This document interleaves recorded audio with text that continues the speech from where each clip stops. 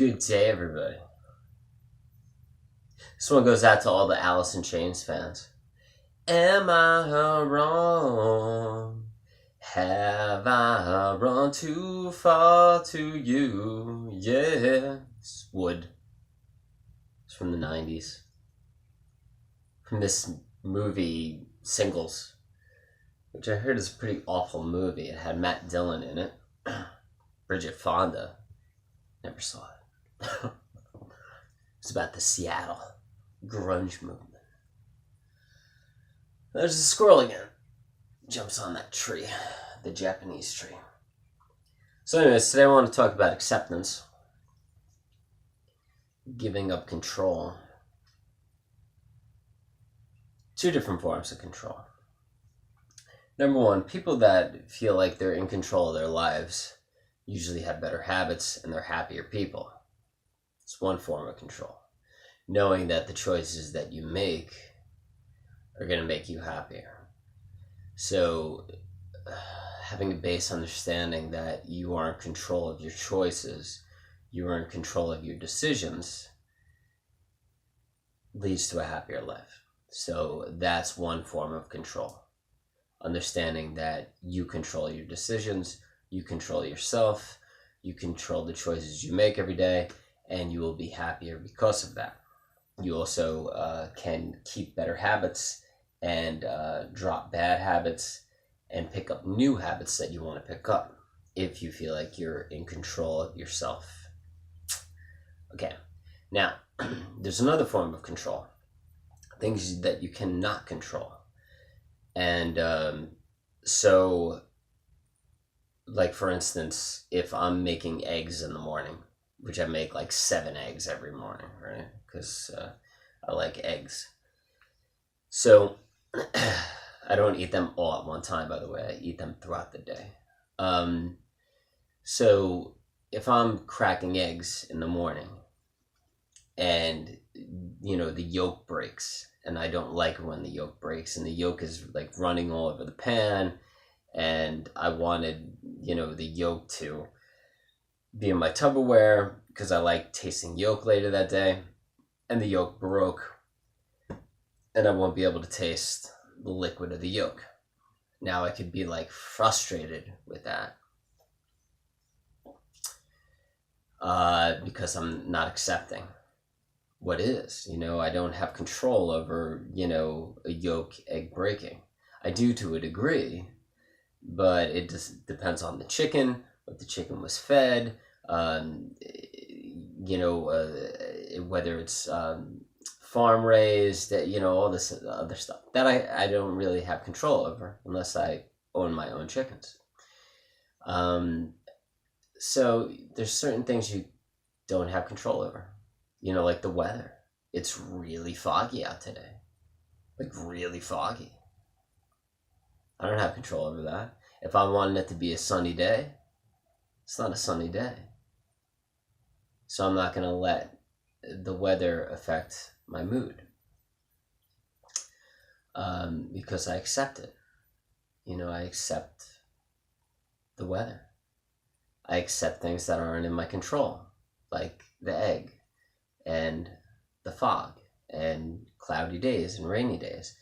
So there's certain things that you do not have absolutely no control over. There's certain things you don't have control over. So accepting everything in the present moment. Everything is the way it is.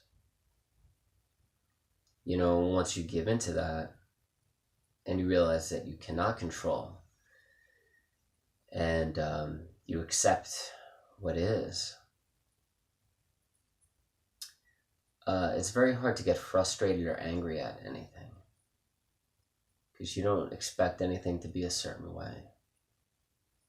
You accept what is. You accept the present moment. You accept what is in front of you. You accept the people around you. If I always say, accept what is and realize that everything is the way it is and people are the way they are and have no expectations from anyone. and have no expectations from yourself. But don't stick around harmful people and hurtful people and abusive people. And don't stick around abusive environments and harmful and mean environments.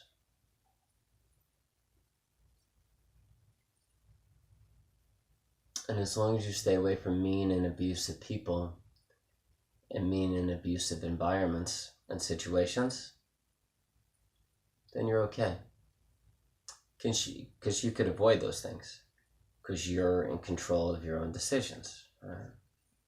So if you don't want to be around abusive people at all, you don't have to be. If you don't want to be around mean people at all, you don't have to be. If those people are your coworkers or your boss, you could always look for another job, get that other job, and then quit the abusive, mean job with the abusive people there, the abusive boss. If you're in a controlling relationship or an abusive relationship, or somebody that's mean and hurtful, you don't have to stay with that person.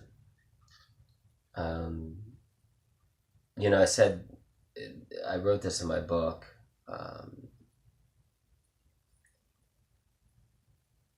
And accept the fact that you're not perfect. And this leads to what I wrote in my book. And I wrote, if I'm perfect, maybe someone will love me. If I'm perfect, maybe no one will leave me. I freaking love that line.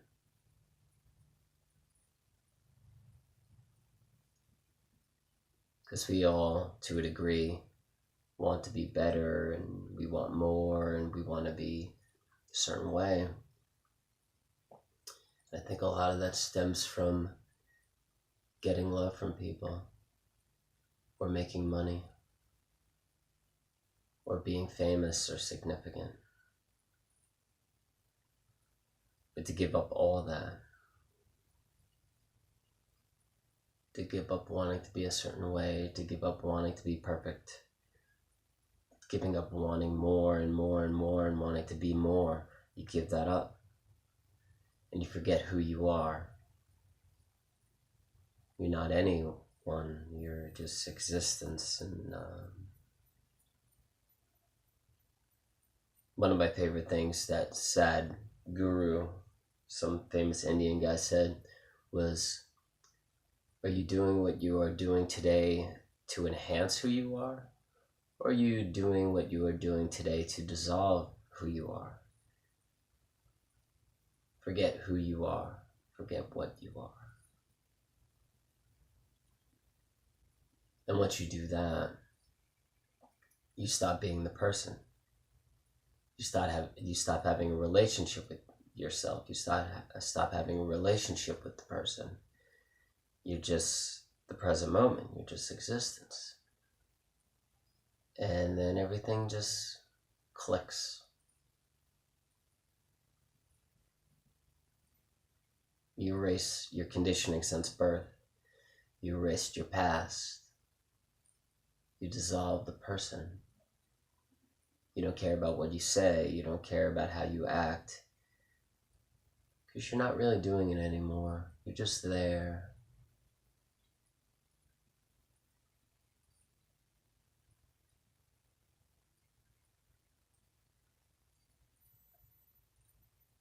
You stop talking about yourself so much because there's no need.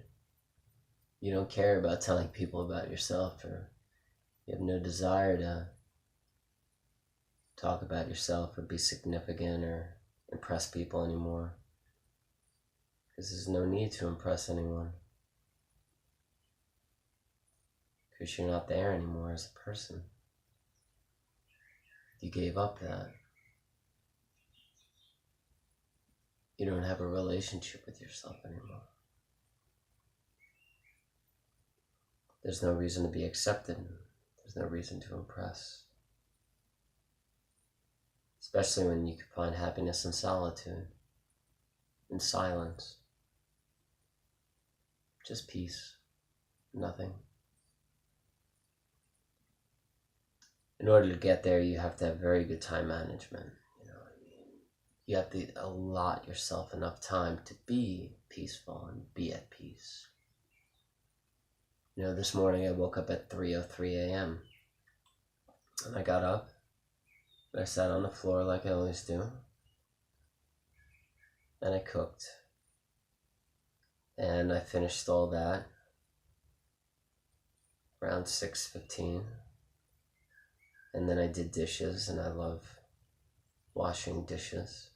It's a beautiful feeling.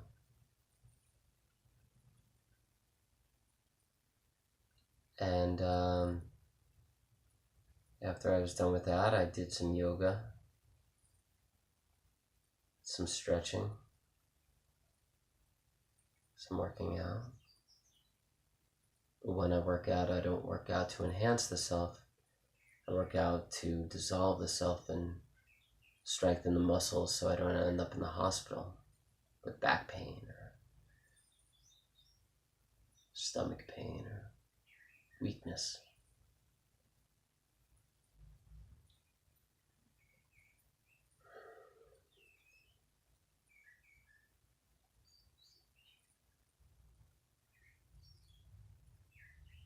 But to give yourself enough time to do the things that you enjoy doing.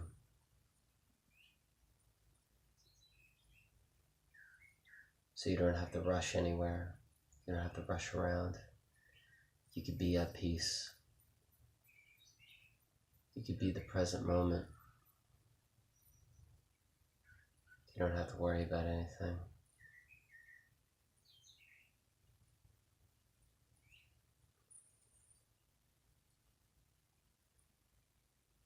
Giving up cell phones and YouTube and Netflix and all those things is very helpful. That way you control your time.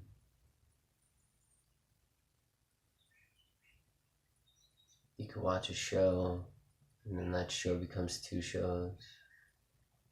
And then all of a sudden you're like, oh my God, it's so late, I have to get to bed. Oh my God, and then you rush before you go to bed. And then you rush in the morning because you went to bed late, so you had to get up later. And you rush and you rush and you rush.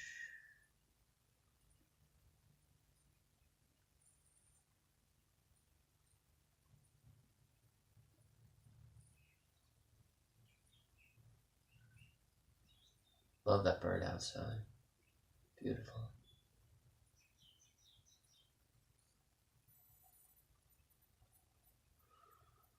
Anyways, I hope everybody's having a great time. Number 41. Fighting off depression. Number 41. Anyways, guys, have a great day. Winnie the Pooh rocks. So does coffee. So does oatmeal. Breathe it off. Blah, blah. Take care. Peace.